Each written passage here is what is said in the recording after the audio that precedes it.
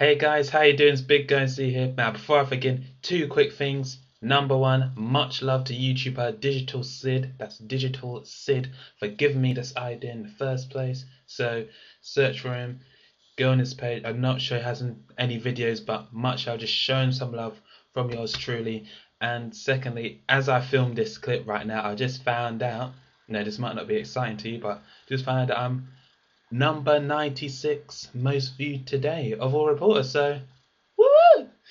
Um, yeah. So this what I'm gonna do now. This might not be full feed. I might carry on. I might not carry on throughout the whole series, but I'm gonna give it a go. I'm gonna try anyway. See what you think. And so, without further ado, ladies and gentlemen, for those who are all watching, I'd like to announce the Apprentice vlog. I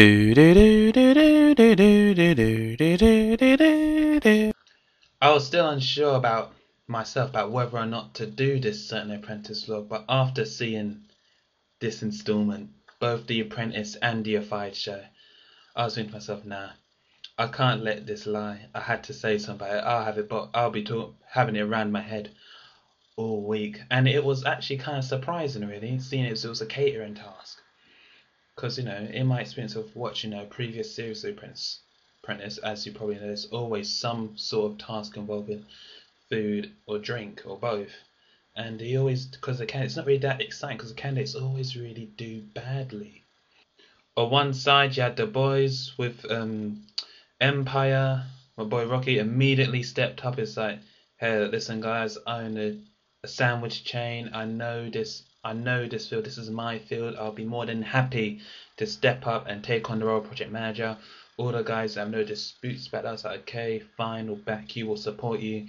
It was the same with the girls at Ignite. Yasmina stepped up to the table and she was just like, yep, I own a restaurant, so this is what I do all day, every day. This is my field.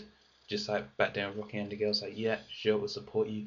There was no issues with who's going to be project manager. Just to cut a long story short there. Okay, now let's begin with the boys and Empire. Some would say that the boys were doomed from the very beginning, with Madge's Olympic theme for the sandwiches, and well, I didn't pick up who did this theme, but the Greek theme for the little office do at the Gherkin. So I don't know the details. But in the Fired Show, the guy from MasterChef, the bald guy. So I didn't mean that in a rude way. I just don't know his name. So that's the only way I could describe him. But he rightly said that especially with something as simple as just sandwiches or an office do, it's like you don't theme your food. You just don't. It just doesn't work. Especially for something as just plain and ordinary as just a sandwich. All you have to do is concentrate on getting the best thing that you can get. I mean, would have to go through that with the whole thing, all those costs and the Now, don't get me started on the costumes.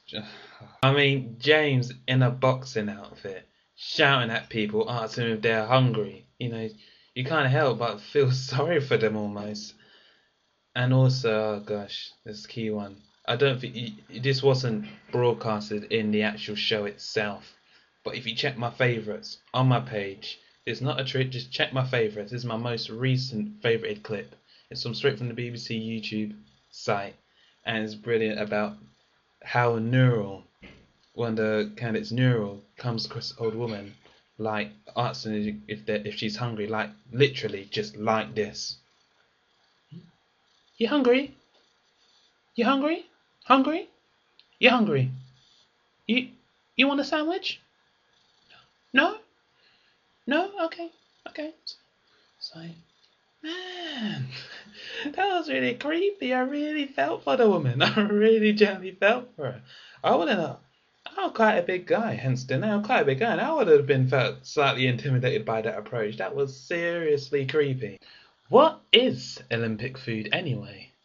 And when they're dishing out the food in their toga costumes, and quite frankly, the less said about them costumes, the better. One of the key lines that always sticks in my mind, and as the lovely Shafi called Sandy also pointed out in the You're Fired show, there was a key line that just like, I think it was James said this, it's basically saying, Yeah, you got your chicken tikka for your Asians. And he's like, oh no. Oh, and very quickly, that sales pitch that Philip and the others did in the Gherkin was just a shambles. I mean, just gonna mention this quickly. I mean, the guy they were pitching to, my may as well had Philip's knackers in his grasp and just squeezing it every time he said a figure. Okay, to cut a long story short, I just got to say, unfortunately, my boy Rocky was the one that got fired in the end. He was in there in the final part of the boardroom with James and Howard. But everyone seems to be talking about James, especially within the boys group Empire. They were saying, oh, especially Benny was saying, oh, he was just a big mouth. He didn't bring anything to the play, anything to the table. He's just this big mouth. He just all he does is talk, talk, talk, and everyone else is saying that. But I myself didn't really quite pick up on that. I didn't really see him much as a talkative person. I didn't see him much as a talkative person. He was just there in the toga outfit. I was just on some big like ogre. I didn't really hear him speak much, to be honest. He was like, I don't know if any of you have seen Superman 2, with Christopher Reeve and stuff, and the kneel before Zod thing, the bad guys. And he had the big one, the big ogre type one. He was pretty dumb. He was like this. That's what he reminded me of. His toga outfit. It was like. So yeah, my brothers have seen it more times than me, and they swear by it. They say it's the best Superman film out there, for its time anyway. So yeah, there hasn't been much about the girls. I'm going to try and round up the boys out, but there was just more stuff there. I don't mean in a sexist way, but there was just more stuff on the boys' side. But anyway, quickly on with the girls. Okay, and this week the girls learnt from their previous mistake and kept costs down. And I have to say, the food was rubbish. The presentation was poor. I know they were complaining. No, there's no dressing in the salad. There was a hair in the food. There was no chicken in the chicken wrap. The bellinis or whatever.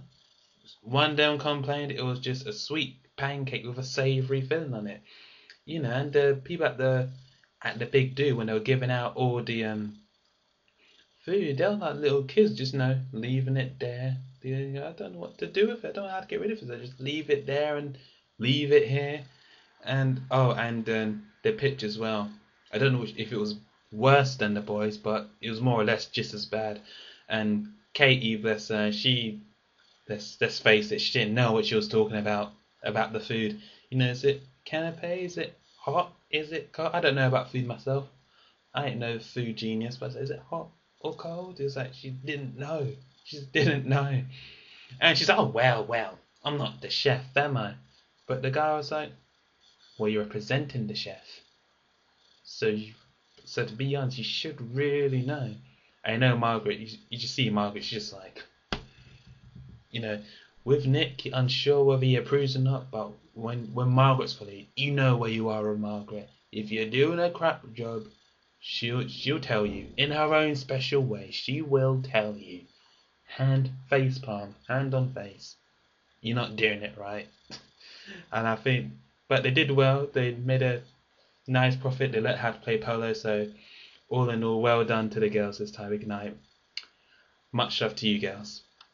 Okay, just quickly, brilliant episode, and it's only week 2. I mean, week 2, one team has already suffered a loss, and there was laughs from start to finish, both in the main show and the fight show.